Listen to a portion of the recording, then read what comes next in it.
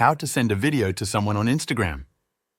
If you want to send a video to just one person instead of posting it as a reel, story, or post, Instagram allows you to do that through direct messages. First, open the Instagram app on your device. Tap on the messages icon at the top right. This will open your direct messages. Now, select the person you want to send the video to by tapping on their name. There are two ways to send a video. The first option is to send an existing video from your device. To do this, tap on the small image icon at the bottom right. This will open your camera roll where you can select a video you already recorded. Tap on the video you want, then tap Send.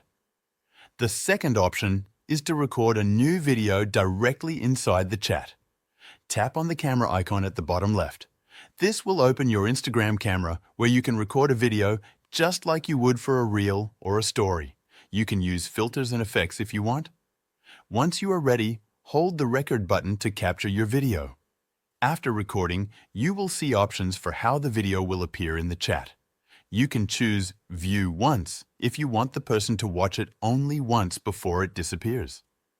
You can select Allow Replay to let them watch it multiple times, or you can choose Keep in Chat to save the video in the conversation. Once you choose your option, tap Send. That's how to send a video to someone on Instagram.